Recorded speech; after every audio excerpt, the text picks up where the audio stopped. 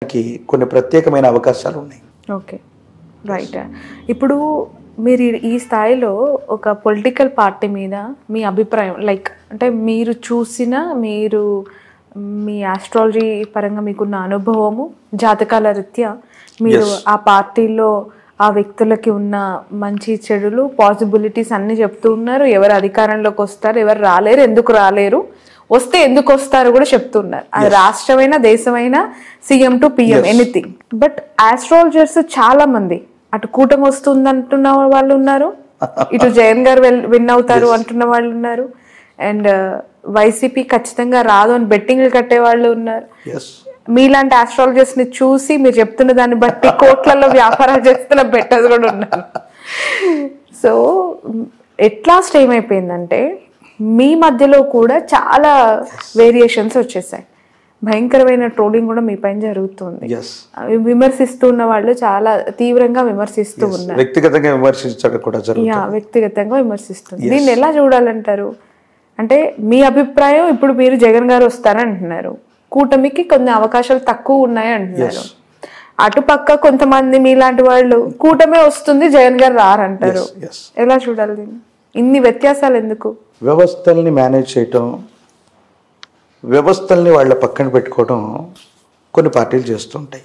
అంటే సమాజంలో మంచి చెడులు చెప్పగలిగినటువంటి వాళ్ళు ఒక గ్రామం లేదా పట్టణంలో అందరికీ మంచి చెప్పే వాళ్ళని పురోహితులు అంటారు. అంటే వాళ్ళు ఏం చెప్పాలి తెలుసా? వర్షాలు ఎప్పుడు పడతాయి, మన గ్రామం సుభిక్షంగా ఉంటుందా, వరదలు ఏమైనా వస్తాయా, ఇంకోటి అలా ఆ పురానికి సంబంధించిన ప్రజలకు హితం మంచి చెప్పేవాళ్ళు పురోహితులు. అక్కడి నుంచి ఈ శాస్త్రం మొదలైంది. కానీ కొంతమందిని మీరు అన్నట్టు శాస్త్రం అన్నటువంటిది ఎవరికైనా శాస్త్రమే. నాకు కనిపించేది వాళ్ళకి కనిపించాలి, వాళ్ళకి కనిపించేది నాకు కూడా కనిపించాలి. ఎందుకంటే గ్రహాలు ఇవి ఎక్కడి నుంచి అక్కడికి మారిపోవు, యాజ్ ఇట్ ఈజ్ ఒకే స్థానంలో ఉన్నాయి. రెండు అంశాలను ఇక్కడ మనం చెప్పాలి. నిన్నటికి మొన్న ఒక ఐపీఎల్ మ్యాచ్లో ఎవరో గెలుస్తారని, ఓడిపోయారని ఓ జ్యోతిష్యుడు చెప్పాడని ఒక ప్రధానమైనటువంటి పార్టీ విపరీతంగా ట్రోలింగ్ చేసినటువంటి విషయాన్ని మనం చూస్తున్నాం. ఇది ఎందుకు జరుగుతుందంటే, మేము నిక్కచ్చిగా ఏదైనా ఒక ప్రెడిక్షన్ మాకు కాన్ఫిడెంట్ ఉన్నప్పుడు, ఇది జరుగుతుందని మేము చెప్పినప్పుడు, ఒక పార్టీ గెలుస్తుందని మేము చెప్పడం వల్ల అందరూ అనుకుంటేది ఏంటంటే ఆ పార్టీతో వీళ్ళకి ఏమైనా సంబంధాలు ఉన్నాయో, ఆ పార్టీలో సంబంధాలు ఉన్నాయేమో అనుకుంటారు. ఉన్నాయా అని అడుగుతున్నాను. కృష్ణమాచార్యకి ఏ పార్టీతో సంబంధం లేదు. నాకు తెలిసినటువంటి శిష్యులు భారతదేశంలో, అంటే నేను జ్యోతిష్యపరమైనటువంటి ఈ విధానంలోకి వచ్చిన తర్వాత భారతదేశంలో నేను చూసినటువంటి జాతకాల్లో ఒకరిద్దరు ముఖ్యమంత్రులు ఉన్నారు, చాలామంది మంత్రులు ఉన్నారు, ఎమ్మెల్యేలు ఉన్నారు, ఎంపీలు ఉన్నారు, రాజకీయ ప్రముఖులు చాలామంది ఉన్నారు, వేరే వేరే రాష్ట్రాల్లో ఉన్నారు. ముఖ్యమైనటువంటి అంశం ఏంటంటే వాళ్ళందరూ కూడా వేరే వేరే పార్టీలకు సంబంధించినటువంటి వ్యక్తులు. కానీ ఇక్కడ వచ్చినటువంటి అంశం ఏంటంటే పలానా పార్టీ గెలుస్తుందని ఎవరైనా చెబితే ఈ స్వామీజీ ఆ పార్టీకి సంబంధించినటువంటి వ్యక్తి అనటం, ఆ పార్టీ గెలుస్తుందని చెప్పటం వల్ల విపరీతంగా ట్రోల్ చేయటం, ఇవన్నీ మనం చూస్తూ ఉన్నాం.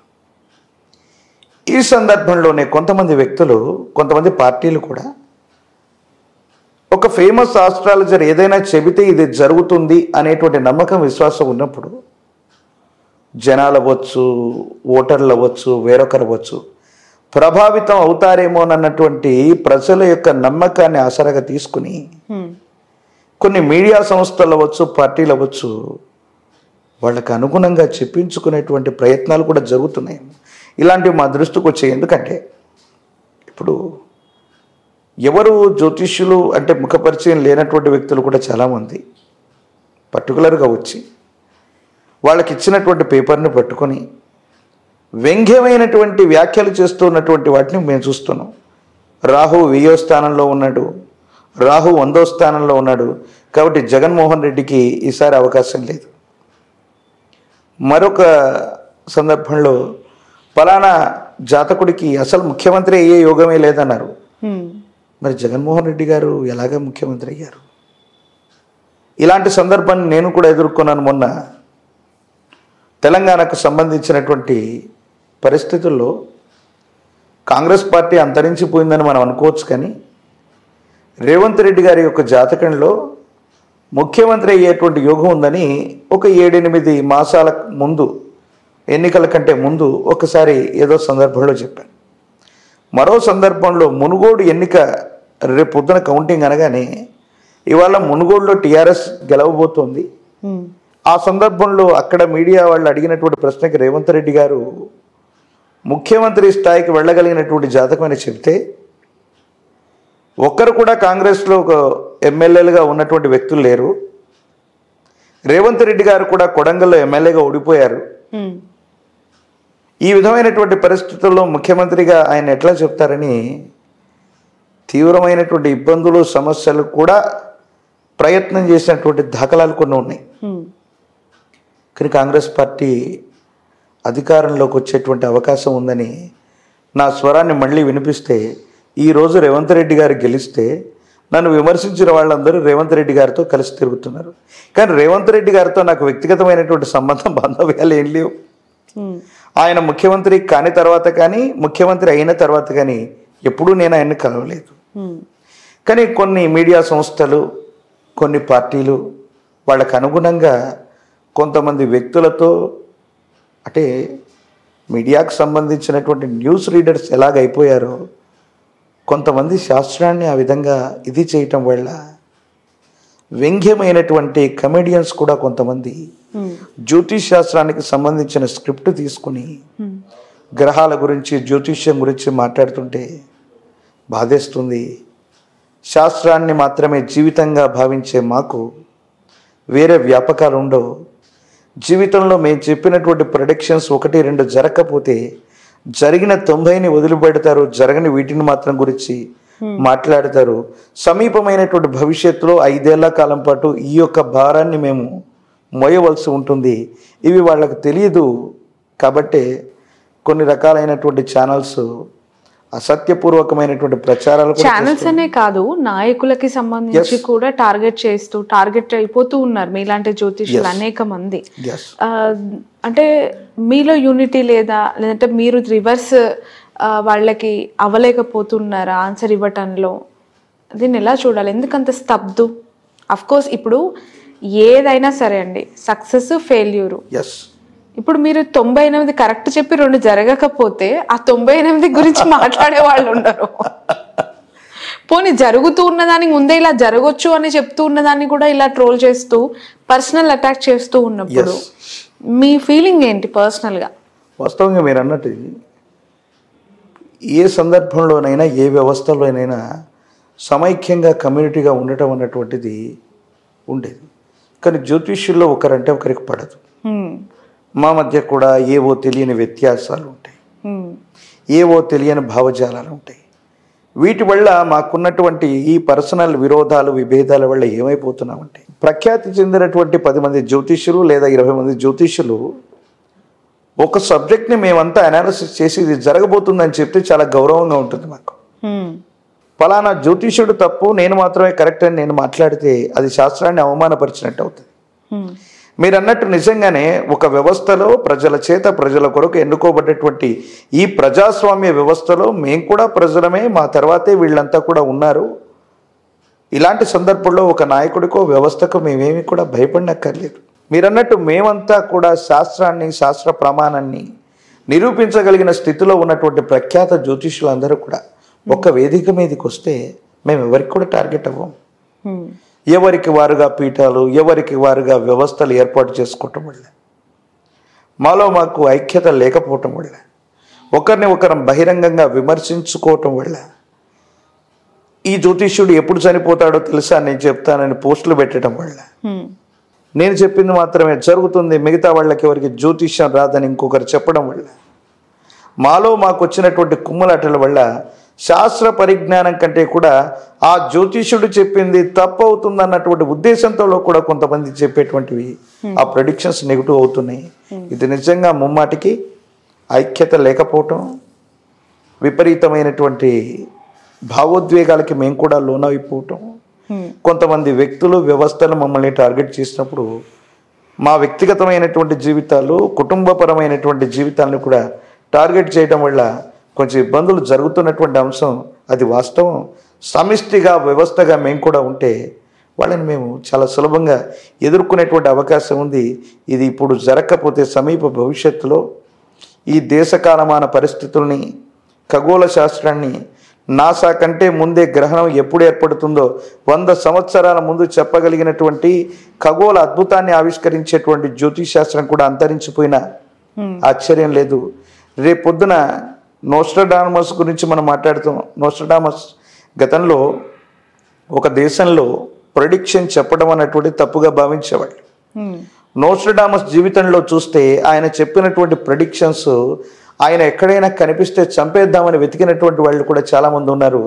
బహుశా ఈ ఉభయ తెలుగు రాష్ట్రాల సమీప భవిష్యత్తులో ఎవరైనా ప్రఖ్యాత జ్యోతిష్యుడు ఉంటే గనక దాడి చేయటము, మరొకటి జరగడం కూడా జరిగేటువంటి అవకాశాలు కూడా లేకపోలేదు. ఎందుకంటే ప్రజల కంటే కూడా ఈ నాయకులు వాటిని చాలా అంటే రాజకీయం మొత్తం. అలాంటి సందర్భాలు ఒకవైపు చూస్తూ ఉన్నప్పుడు ఉగాది పంచాంగాలు పార్టీ ఆఫీసుల్లో కూర్చోబెట్టుకుని ఎలా చెప్పించుకుంటున్నారు, ఎలా వింటూ ఉన్నారు? ఎస్, ఆ పార్టీ ఆఫీస్లోకి వెళ్ళినటువంటి ఏ జ్యోతిష్యుడైనా ఈ వచ్చేటువంటి ఈ క్రోధినామ సంవత్సరం అనుకోండి, లేదా వచ్చే సంవత్సరంలో ఎన్నికలు కనుక జరిగితే ఈ పార్టీకి అనుకూలవంతమైన స్థితిగతులు ఉంటాయని చెప్తాడు తప్ప ఈ పార్టీకి ప్రతికూలవంతమైనటువంటి పరిస్థితులు ఉన్నాయని గట్టిగా చెప్పేటువంటి ధైర్యం ఎందుకు చెప్పలేకపోతున్నారంట? ఇప్పుడు ఉన్నది ఉన్నట్టుగా చెప్పాలి. ఏ పండితుడైనా వాస్తవం చెప్పాలి. అది తప్పైనా ఒప్పైనా చెప్పగలగాలి. కానీ పంచాంగాలు ఉగాది రోజు నాయకుల ముందు కూర్చొని ఇక్కడ కేసీఆర్ గారికి అలానే 3వ సారి ముచ్చటగా మీరు ముఖ్యమంత్రి అని చెప్పిన వాళ్ళు ఉన్నారు. అక్కడ బాబు గారికి కూడా ఈసారి అధికారం మీదే అని చెప్పిన వాళ్ళు ఉన్నారు. కట్ చేస్తే ఇప్పుడు జగన్ గారికి అవకాశం ఉందని మీరు అంటున్నారు. దీన్ని ఎలా చూడాలి అసలు? అందుకే కృష్ణమాచార్యని పంచాంగ శ్రవణానికి పిలవట్లేదు. ఉన్నదిగా చెప్తాడేమో. దీనివల్ల సమీప భవిష్యత్తులో ఇవాళ టీడీపీ పార్టీ లేదా వైసీపీ పార్టీ, జనసేన పార్టీ ఏదైనా ఈ పార్టీ అధికారంలోకి రాదు అని మేము చెప్పగలిగితే రేపు పొద్దున కౌంటింగ్ ఏజెంట్లైనా కౌంటింగ్కి వెళ్తారా అండి? ఎవరి భయాలు, ఎవరి యొక్క ఆందోళనలు, ఎవరి యొక్క స్థితిగతులు ఉంటాయి. నిక్కచ్చిగా చెప్పేటువంటి వాళ్ళని సమాజం, వ్యవస్థలు కొన్ని దూరంగా పడతాయి. వాళ్ళకు అనుకూలంగా ఉన్నటువంటి మాట చెప్పించుకొని ఆ పాజిటివ్ థింకింగ్ని వాళ్ళ యొక్క కార్యకర్తలకు తీసుకెళ్ళటం వాళ్ళ యొక్క స్ట్రాటజీలో ఒక భాగం. కానీ ఈ శాస్త్రం అన్నటువంటిది వాళ్ళ స్ట్రాటజీలోకి భాగంగా వెళుతున్నందుకు మా అందరికి కూడా బాధగా ఉంది, ఆందోళనగా ఉంది. శాస్త్రాన్ని శాస్త్రంగా మనం చెప్పగలిగితే, మన 10 మంది కూడా ఒక్క వేదిక మీద మనం కూర్చోగలిగితే, ఉన్నది ఉన్నట్టుగా చెప్పగలిగితే, మీకెందుకు ఆ భావం అలా కనిపిస్తుంది, నాకెందుకు ఈ భావం ఇలా కనిపిస్తుందని మేము చర్చించుకోగలిగితే చాలా గౌరవప్రదమైనటువంటి వ్యవస్థ ఉంటుంది. నిజంగా అలాంటి సమైక్యత, ఐక్యత అస్ట్రాలజర్స్ అందరిలో రావాలనుకుంటాను. ఒకవేళ అటువంటి వ్యవస్థ గనక రాగలిగితే మాత్రం రాబోయే రోజుల్లో పార్టీల భవిష్యత్ ఎట్లా ఉంటుంది? గెలిచినా ఓడినా వాళ్ళు ప్రజల మధ్యలోనే ఉండాలి. గెలిచిన పార్టీ ఎట్లాగో అధికారంలో కూర్చుంటుంది, ప్రజలకి పాలన అందిస్తానంటుంది. బట్ భవితవ్యం, ఆ పార్టీ యొక్క డ్రైవ్ నెక్స్ట్ 5 yearsకి మీరు అంటున్నారు 3.5 years ఉండొచ్చు అంటున్నారు. అటు టీడీపీ పరిస్థితి, నెక్స్ట్ చంద్రబాబు నాయుడు గారు ఏజ్ అవుతోంది, ఆయనకి అనేక హెల్త్ ఇష్యూస్ అని చెప్తున్నారు కదా. Who will be the next leader for TDP అంటే ఏం చెప్తారు? As well YCP. సమీప భవిష్యత్తులో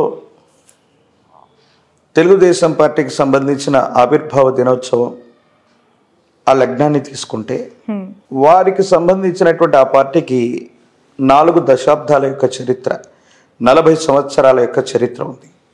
నేను ఇప్పుడు చెప్తున్నాను, అప్పుడు చెప్తున్నాను, రాబోయేటువంటి 3-4 సంవత్సరాల్లో తెలుగుదేశం పార్టీకి సంబంధించిన జెండా లేదా అజెండాలో సమూలమైనటువంటి మార్పులు ఏవైనా ఖచ్చితంగా జరగబోతున్నాయి. అంటే అధ్యక్షుడు మారచ్చు, ఆ పార్టీకి సంబంధించిన సిద్ధాంతాలు మారచ్చు, లేదా ఏదైనా పెద్ద పార్టీతో సమన్వయమై ప్రయాణం చేసేటువంటి అవకాశాలు వచ్చేటట్టుగా మనం చూడొచ్చు. మీరన్నట్టుగా తెలుగుదేశం పార్టీకి సమీపమైనటువంటి భవిష్యత్తులో దిశానిర్దేశం ఎవరు అవ్వబోతారంటే లోకేష్ గారి యొక్క జాతకం బాగుంది. వారు ఆంధ్రప్రదేశ్లోనే కాదు, ప్రత్యేకించి ఈ తెలుగుదేశం పార్టీ అందరూ అనుకుంటూ ఉంటారు ఒకవేళ టీడీపీ వచ్చినా ఒకవేళ రాకపోతే పార్టీ ఉండదు, ఇబ్బంది అవుతుంది, మరొకటి అవుతుంది. అలా జరుగుతుందని నేను అనుకోను. కానీ తెలుగుదేశం పార్టీకి సంబంధించిన జెండా లేదా అజెండా అంటే దేశకాలమాన పరిస్థితులే కాదు, జ్యోతిష్యపరమైనటువంటి పరిభాషలో నేను చెప్తున్నాను. తెలుగుదేశం పార్టీకి సంబంధించిన జెండా లేదా అజెండా మారే అవకాశం ఉంది. వేరొక పార్టీతో సమన్వయం అవటమో, వాళ్ళతో కలిసి పనిచేయటమో, అది విలీనమా మెర్జా అన్నటువంటి విషయం నాకు తెలియదు. కానీ సమీప భవిష్యత్తులో తెలుగుదేశం యొక్క పరిస్థితులు అలాగా ఉండబోతున్నాయి అనటంలో ఎటువంటి సందేహం కూడా లేదు. కమింగ్ టు వైసీపీ, ఒకవేళ వైసీపీ రాకపోతే వైసీపీ పార్టీ ఉండదా, ఆ జెండా అజెండా ఉండదు. ఖచ్చితంగా వైఎస్ జగన్మోహన్ రెడ్డి గారి యొక్క నేతృత్వంలో ప్రభుత్వం ఏర్పడినా ఏర్పడకపోయినా సమీపమైనటువంటి భవిష్యత్తులో ఆ కుటుంబానికి సంబంధించిన ఒకరు లేదా అంతకంటే ఎక్కువ మంది వ్యక్తులు అధ్యక్ష లేదా ముఖ్యమంత్రి స్థానానికి దగ్గరగా ఉంటారు.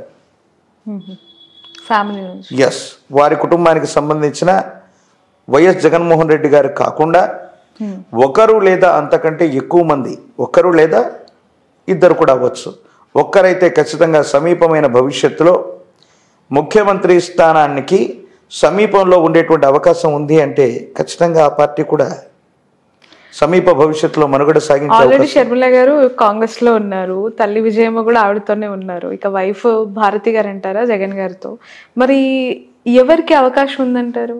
వారి కుటుంబంలో వైఎస్ జగన్ గారికి ఇద్దరు అమ్మాయిలే. వైఎస్ జగన్మోహన్ రెడ్డి గారికి హర్ష, వర్ష ఇద్దరు అమ్మాయిలే అనుకుంటాను, నాకు తెలిసి అబ్బాయి లేరు. అవును, అబ్బాయి లేరు.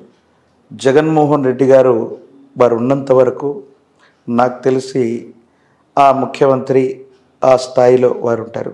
ఒకవేళ ఏదైనా అంటే వారి జాతకంలో ఏదైనా అంటే ఒక ఇంపాక్ట్ ఉంది, చట్టపరమైన న్యాయపరమైన అంశాల్లో కొన్ని ఇబ్బందులు ఎదుర్కొనేటువంటి పరిస్థితి, అంటే అవి తీవ్రంగా పరిగణిస్తాయని నేను చెప్పను. కానీ అట్లాంటి సందర్భం ఒకటి సమీప భవిష్యత్తులో ఉండబోతుంది. ఫర్ ఎగ్జాంపుల్ కేజ్రీవాల్ గురించి మనం తెలుసుకున్నాం. కేజ్రీవాల్ గారు ఆల్రెడీ వారు ఢిల్లీ రాష్ట్రానికి ముఖ్యమంత్రిగా ఉండగానే లిక్కర్ స్కామ్లో ఆయన మీద కొన్ని ఆరోపణలు వస్తే కొంతకాలం వారు రిమాండ్లో ఉన్నటువంటి సందర్భంలో వారు ఇన్ఛార్జ్గా ఆ ముఖ్యమంత్రి పదవిని లేదా ఎవరికైనా ఇవ్వాలని కొంత ప్రయత్నం చేశారు. అది జరగలేదు కానీ చేశారు.